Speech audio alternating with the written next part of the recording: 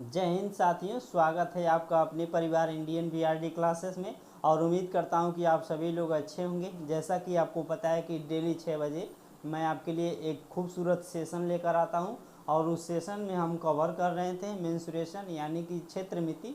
क्षेत्रमिति हर एक one day exam में आप लोग जानते ही आता है और इसके मैंने 9 लेक्चर लिए हैं और वो प्ले लिस्ट में वीडियो पड़ी हैं, आप जाकर देख लीजिएगा। जिसमें 9 लेक्चर या फिर 10 लेक्चर है जिसमें मैंने 2D कवर किया था, मेंसुरेशन 2D। और आज हमारा जो सेशन शुरू हो रहा है उसमें हम मेंसुरेशन 3D की बात करेंगे। यदि आप लोगों ने मेंसुरेशन 2D नहीं पढ़ा होगा तो आप लोग देख लीजिएगा, 9 लेक्चर या 9 लेक्चर प्ले लिस्ट में वीडियो पड़ी है, उसमें आपका कवर हो जाएगा। आज हमारा मेंसुरेशन 3D चल रहा है, तो चलिएगा इस सेशन को अपने प्यारे भाई और बहनों के पास और जहाँ तक हो सके आपसे शेयर कर दीजिए ताकि सभी विद्यार्थी हमसे कॉपी और पेन लेके जल्द से जल्द जुड़ जाएं और बिना किसी देरी के इस सेशन का शानदार तरीके से लुत्फ उठा सके।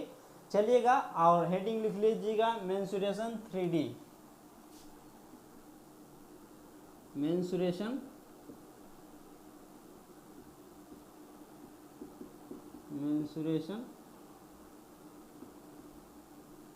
3D यानी कि मेंसुरेशन 3D वह आकृति होती है जिसमें मेंसुरेशन 3D यानी कि वह आकृति जिसमें 3 बीमाएँ हों, उसे हम मतलब मेंसुरेशन 3D में वही सारी आकृतियाँ आती हैं जिसकी 3 बीमाएँ हों, यानी कि 3 डायमेंशन।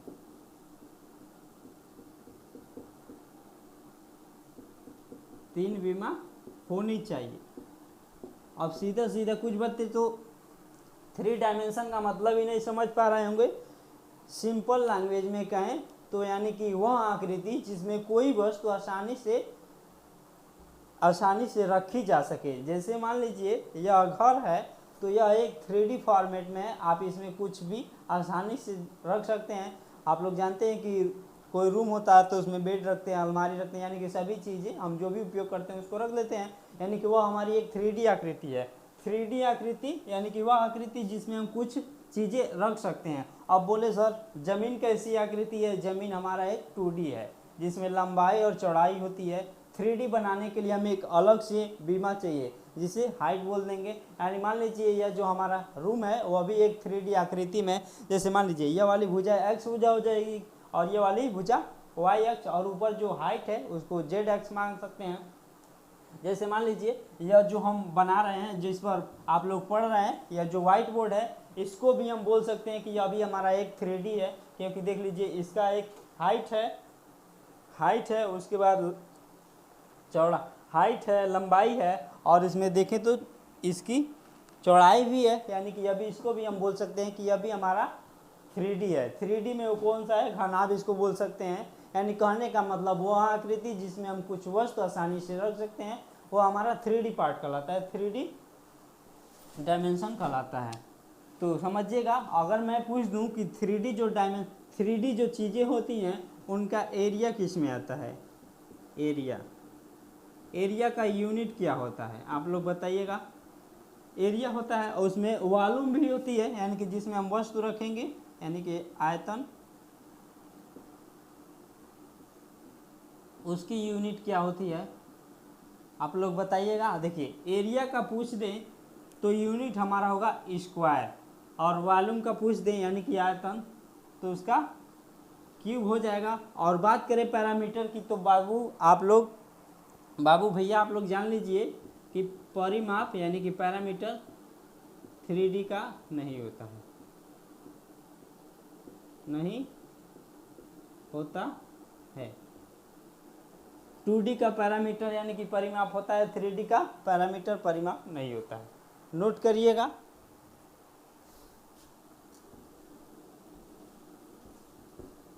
थ्री डी यानी कि अब जान लीजिए 3D में कौन कौन सी चीज़ें आती हैं। 3D में सबसे पहले जानिए, देखिए शंकु पड़ा होगा, शंकु हमारा 3D है। बेलन पड़ा होगा, बेलन भी 3D है। घन, घनाभ, आयताकार प्रिज्म हो गया, ट्रायंगुलर प्रिज्म हो गया, पिरामिड हो गया, ये सारी चीज़ें हमारी 3D में है। अभी हम लिखेंगे नहीं, जो हमारा टॉपिक है मेन कॉन्सेप्ट उसको सीखने में आप लोग ध्यान दीजिएगा। अभी हम शुरू करेंगे। बेलन नहीं, बेलन भी होता है, शंकु भी होता है, गोला भी होता है, और आयताकार जो प्रिज्म होते हैं, पिरामिड होते हैं, ये सारी चीज़ें हमारी 3D हैं, क्योंकि उनमें बहुत सारी चीज़ें रखी जा सकती हैं। लेकिन जो अभी हम टॉपिक शुरू कर रहे हैं उसका नाम है घनाभ। तो हेडिंग लिख लीजिएगा, घनाभ। घनाभ यानी कि क्यूबॉइड। देखिए मेंसुरेशन 3D में अक्सर आपको निकालना क्या होता है कि कहेगा कि जो आकृति दी गई है उसका एरिया बताइए, एरिया बताइए पूछ देता है। सबसे पहले पूछेगा curve surface area, curve surface area जिसको हिंदी में बोलता है वक्र पृष्ठ, वक्र पृष्ठ का क्षेत्रफल बताइए, यह भी पूछेगा। और दूसरा पूछ देगा total surface area, total surface area यानी कि संपूर्ण पृष्ठ का एरिया, संपूर्ण पृष्ठ का एरिया। और उसके बाद तीसरा क्या पूछता है, आयतन। आपसे पूछेगा आयतन बताइए, यानी कि जो आकृति है उसका आयतन। 3 चीज़ें मेनली पूछे जाते हैं इस पे इससे। अब देखिए वक्र पृष्ठ का क्षेत्रफल निकालने के लिए कहेगा तो कौन सा क्षेत्रफल निकालना होगा। संपूर्ण पृष्ठ का एरिया निकालने के लिए बोलेगा तो कौन सा पृष्ठ का क्षेत्रफल निकाला होगा, उसको थोड़ा सा समझिएगा। जैसे मान लीजिए यह एक हमारा बेलन है, अगर मैं कह दूं कि बताइए इसका संपूर्ण पृष्ठ का एरिया क्या होगा, तो आप कौन सी चीज़ें निकालेंगे, कौन सा एरिया निकालेंगे। यह हमारा एक बेलन है, कहेगा प्रश्न में कि इस बेलन का वक्र पृष्ठ बताइए, कर्व सरफेस एरिया बताइए, तो कौन सा एरिया हम लेंगे। मान लीजिए यह बेलन है, जब भी आपको कर्व सरफेस एरिया या फिर बोले तो वक्र पृष्ठ का क्षेत्रफल निकालने के लिए कह देगा तो इस बेलन का जो ऊपर वाला एरिया है वही हमारा एरिया निकाल देंगे, तो हमारा वक्र पृष्ठ का एरिया निकल कर आ जाएगा। अब कह दे संपूर्ण पृष्ठ यानी कि टोटल सरफेस एरिया निकालने की बात कह दे तो कौन सा एरिया निकालेंगे। ऊपर का एरिया निकालेंगे ही निकालेंगे, लेकिन नीचे का भी एरिया हमको निकालना पड़ेगा, और जोड़ देंगे तो हमारा संपूर्ण पृष्ठ का एरिया निकल जाएगा। आयतन आप लोग जानते ही होंगे। अब हमारा टॉपिक आता है घनाभ।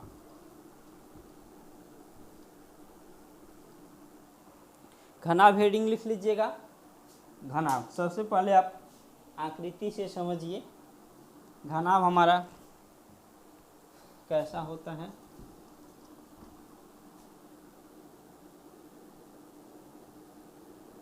घनाभ ध्यान से समझिएगा।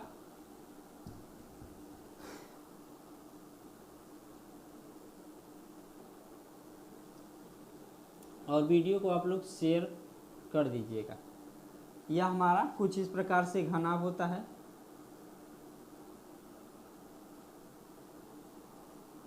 यह हमारा घनाभ हो गया।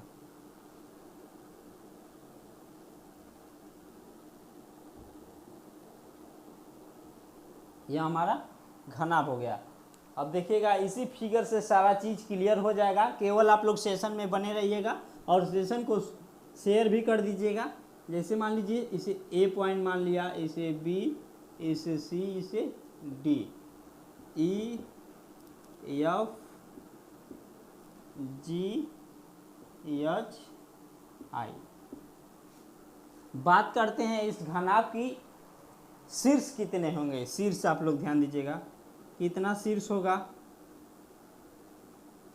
किनारा कितना होगा, फलक कितना होगा। फलक यानी कि फेस। देखिए फलक कितना होगा यानी कि फेस यानी कि दीवार कितनी होगी। तो यहाँ पर देखिएगा दीवार कितना होगा। सबसे पहले तो मान लीजिए यह हमारा जो रूम है वह भी एक घनाकारी है और इसमें कितने फलक हैं तो गिन लीजिए। साइड की 4 दीवार और ऊपर की और एक नीचे की, नीचे भी प्लास्टर करा दे तो अभी मान लीजिए फलक ही होगा। यानी कि साइड की 4 और ऊपर नीचे मिलाकर 6 हो गया। तो यह भी एक रूम की तरह है, तो इसके भी फलक कितने होंगे? 6 होंगे। अगर नहीं विश्वास है तो आप लोग देख लीजिए कौन कौन सा है। मान लीजिए यह पीछे का, इसके सामने वाला का ये हो जाएगा 2 हो जाएगा, यह नीचे वाला और यह ऊपर वाला हो जाएगा 4 हो जाएगा, ये साइड वाला और ये साइड वाला हमारा 6 फलक हो जाएंगे। बात करते हैं शीर्ष की, तो शीर्ष कितना होगा? आप लोग यहाँ से काउंट कर लीजिए, 1 2 3 4 और 5 और 6 और 7 और 8, यानी कि 8 शीर्ष हो जाएंगे। किनारा की बात करेंगे तो 12 होगा, किनारा की बात हम करेंगे तो 12 होगा। फलक 6 किनारा, फलक 6 शीर्ष 8 और किनारा की बात करेंगे तो 12 होगा। अब किनारा देख लीजिए कैसे होगा। देखिए किनारा, यह वाला हो गया 1, यह हो गया 2, यह 3 और यह 4, ये वाला 5 और ये वाला 6 और यह 7 और यह 8, ये 9 और 10 और 11 और 12। फिर से समझिए, देखिए कितना किनारा है, 1 2 3 4 5 और ये वाला 6, यह 7 और यह 8 9 10 11 12, यानी कि 12 हमारा किनारा हो जाएगा। ऑप्शनल वाले प्रश्न में यह पूछ सकता है कि घनाभ का किनारा शीर्ष कितना होगा, नोट करिएगा।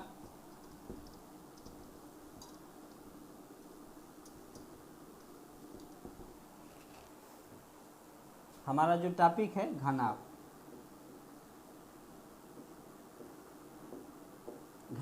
घनाभ का क्षेत्रफल, घनाभ का एरिया देखते हैं कितना होता है। घनाभ का एरिया बताइए।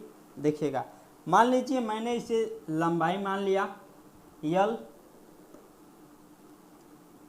यानी कि जो टोटल दूरी है यह L, लंबाई मान लिया। इसे मैंने मान लिया चौड़ाई, यानी कि B से डिनोट कर दिया, और यह जो हमारा है हाइट, यानी कि H, यह हमारा H हो गया।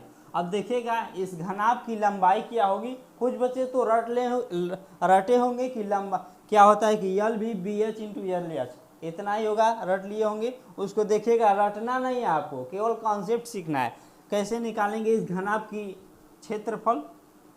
देखिए नीचे वाला जो ये हमारा सतह है वह आप लोग जानते हैं कि यह एक आयताकार प्रिज्म होता है, आयताकार प्रिज्म, प्रिज्म की भांति व्यवहार करता है। यह एक आयताकार प्रिज्म की भांति व्यवहार करता है। तो नीचे वाला जो फलक है हमारा आयत की तरह होगा।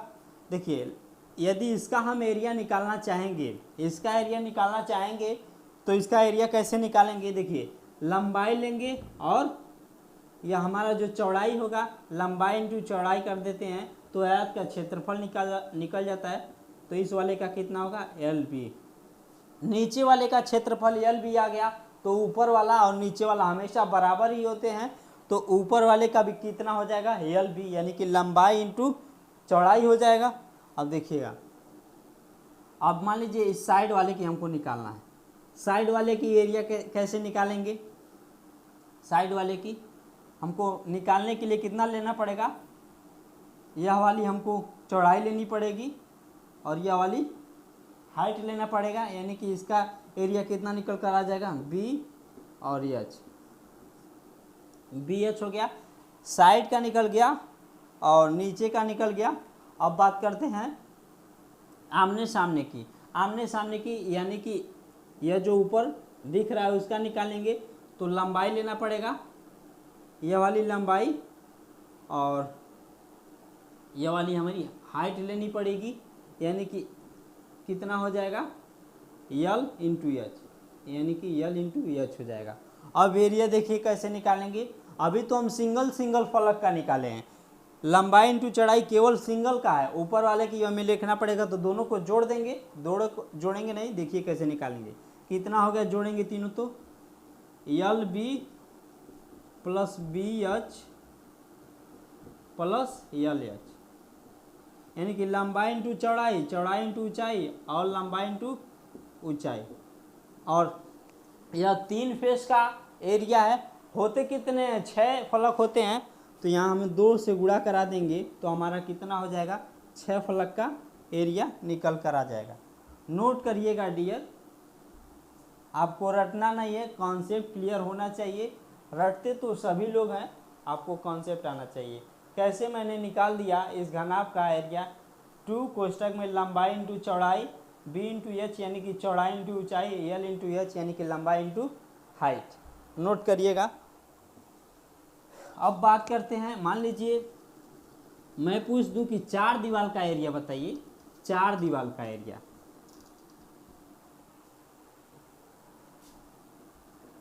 चार दीवार का एरिया यानी कि क्षेत्रफल कितना होगा। तो जैसे मान लीजिए हमारा यह रूम है, जब पेंट होता है तो क्या करते हैं कि आप साइड साइड का पेंट कराते हैं, न कि ऊपर का और नीचे का, या फिर ऊपर और नीचे का कराते हैं तो कुछ अलग ही कलर का लगाते हैं पेंट। जब भी आपको 4 दीवारों का क्षेत्रफल कह दे प्रश्न में, तो ध्यान दीजिएगा केवल आपको चारों दीवारों को, जो साइड साइड दीवारें हैं ये वाली और सामने वाली और जो दोनों साइड साइड में, उनका क्षेत्रफल निकालने के लिए बोलता है। तो वहाँ पर देखिएगा, ध्यान दीजिएगा, न कि यह नीचे वाली और ऊपर वाली, यानी कि बी और एल को हम छोड़ देंगे तो कितना हो जाता है, ये वाली एरिया लेंगे यानी कि बी और एच, बी एच यह साइड का एरिया ले लेंगे और यह हम सामने वाले के यानी कि H into L plus L into H, और यह एक एक फलक का है, 2 फलक है तो हम 2 से गुणा करा देंगे। यहाँ पर देख रहे हैं कि एच कॉमन है यानी कि 2h एल प्लस बी हो जाएगा। यह हमारा एरिया हो जाएगा 4 दीवार का क्षेत्रफल। नोट करिएगा डियर, 2h आप कोष्टक में एल प्लस बी हमारा 4 दीवार का क्षेत्रफल हो जाएगा। अब बात करते हैं कि इसका आयतन कितना होता है। आयतन को ध्यान दीजिएगा, आयतन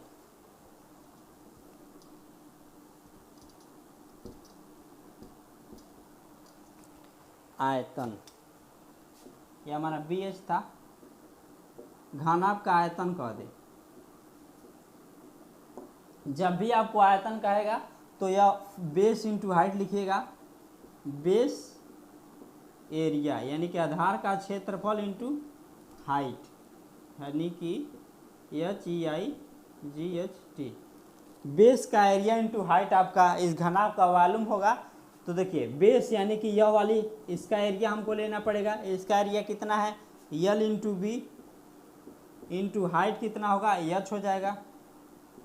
यानी कि आयतन कितना हो गया,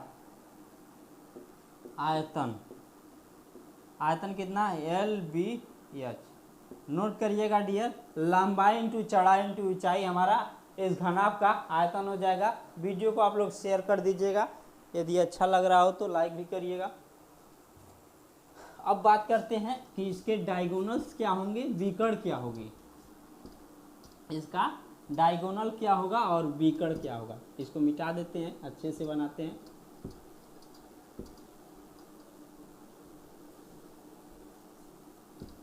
विकर्ण की बात करते हैं, इसके विकर्ण की देखिएगा।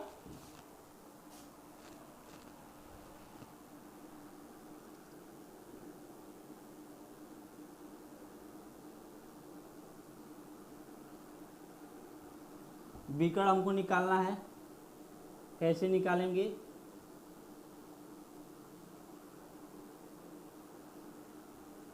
यह हमारा घन है,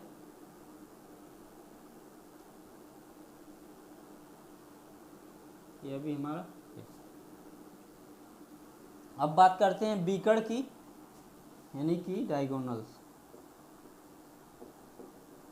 या फिर लिख लीजिएगा सबसे बड़ी छड़ की लंबाई, सबसे बड़ी छड़ की लंबाई। जाहिर सी बात है, मान लीजिए यह रूम है, इसमें मैं पूछ दूं कि सबसे बड़ी छड़ की लंबाई क्या होगी, तो इस कोने से और उस कोने तक जो छड़ रखेंगे वही हमारी सबसे बड़ी लंबाई की छड़ होगी, यानी कि वही हमारा विकर्ण होगा। तो ध्यान दीजिएगा, विकर्ण हम कैसे निकालेंगे, यह हमारा एल बी एच, यह हमारा एल और बी एच। मान लीजिए यह वाला जो पोर्शन है, नीचे वाला पोर्शन देखिएगा एल है और यह बी है। इसके विकर्ण की मैं बात करूं, इसके विकर्ण की मैं बात करूं तो कितना हो जाएगा,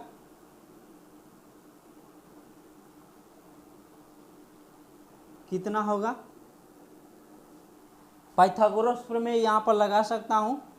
यहाँ पर मैं पाइथागोरस थोड़ा सा फिगर नहीं बना है अच्छे से, लेकिन यहाँ पर 90 डिग्री का एंगल बनेगा और मैं विकर्ण लगाऊंगा तो यह पाइथागोरस प्रमेय से हम इसको निकालेंगे तो कितना हो जाएगा, कितना होगा, रूट में एल का स्क्वायर प्लस बी का स्क्वायर हो जाएगा। यह हमारा मान लीजिए यह आधार हो गया, यह लंब हो गया, तो यह हमारा जो कर्ण होगा एल का स्क्वायर प्लस बी का स्क्वायर हो जाएगा, एल का स्क्वायर प्लस बी का स्क्वायर। अब जो सबसे बड़ी छड़ होगी क्या होगी, सबसे बड़ी छड़ यहाँ से यदि हम खींचते हैं तो यह हमारा जो यहाँ तक आएगी वही हमारा सबसे बड़ी छड़ हो जाएगा। मान लीजिए ए और बी, यही हमारा सबसे बड़ा छड़ कहें, विकर्ण कहें, डायगोनल्स कहें, यही हमारा होगा। इसी की लंबाई हम निकाल देंगे तो इस घनाभ की डायगोनल्स यानी कि विकर्ण निकल कर आ जाएगा। अब इस वाले विकर्ण का, इसे मान लीजिए सी पॉइंट, यानी कि बी और सी जो डायगोनल्स हैं, नीचे वाले का जो डायगोनल्स है उसकी मान आ गया अंडर रूट एल का स्क्वायर प्लस बी का स्क्वायर, यानी कि ऊंचाई का स्क्वायर प्लस चौड़ाई का स्क्वायर। इसको निकालना है तो आप देखिए एक त्रिभुज बन रहा है ए सी और ए, यानी कि ये वाला यहाँ से ले करके ये पॉइंट और ये पॉइंट, ये हमारा एक त्रिभुज बन रहा है। यहाँ भी 90 डिग्री का एंगल बनेगा और देखिए यहाँ भी 90 डिग्री का एंगल बनेगा और पाइथागोरस प्रमेय लगाएंगे तो यह हमारा जो आधार होगा यह हमारी हाइट होगी, तो यह पाइथागोरस प्रमेय से इसका मान कितना निकल कर आ जाएगा, अंडर रूट कितना हो जाएगा, एल का स्क्वायर प्लस बी का स्क्वायर, अंडर रूट एल का स्क्वायर प्लस बी का स्क्वायर प्लस एच का स्क्वायर हो जाएगा। यानी कि कितना हो गया डायगोनल्स, अंडर रूट एल का स्क्वायर बी का स्क्वायर प्लस एच का स्क्वायर। लिख लीजिएगा एल का स्क्वायर यानी कि लंबाई का स्क्वायर, बी का स्क्वायर यानी कि चौड़ाई का स्क्वायर, एच का स्क्वायर यानी कि ऊंचाई का स्क्वायर, यह हमारा विकर्ण हो जाएगा। नोट डाउन करिएगा डियर, काफ़ी महत्वपूर्ण है, यहाँ से डायरेक्ट प्रश्न पूछे जाते हैं। यह हमारा विकर्ण हो गया।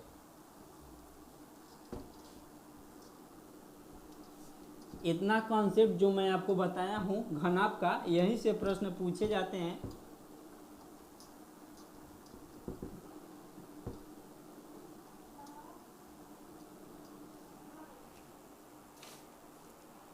अब नेक्स्ट हेडिंग लिखिएगा घन, यानी कि क्यूब। आप लोग जानते हैं कि घन कैसा होता है, घन की प्रत्येक भुजा बराबर होती है, आप लोग जानते ही होंगे। यह भी हमारा कुछ इसी प्रकार से होता है।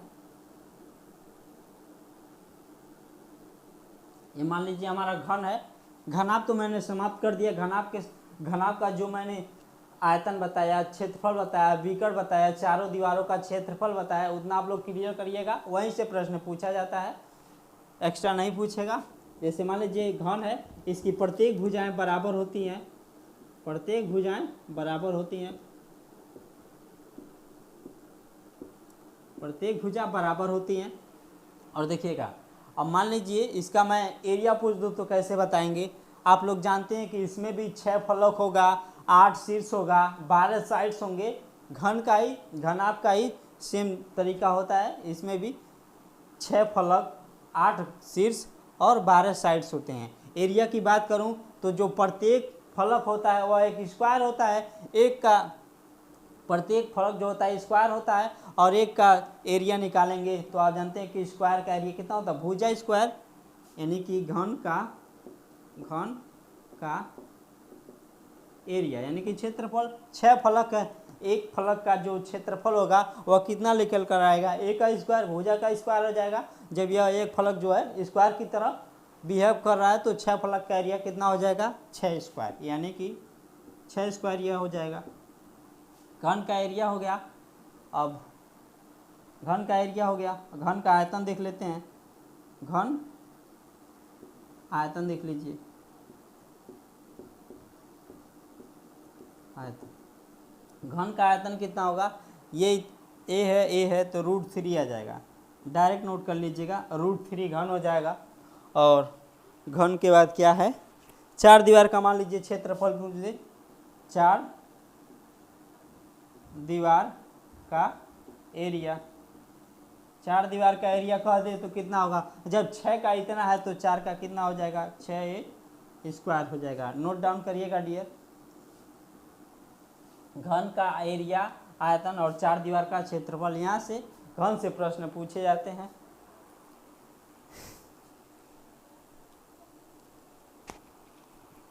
अब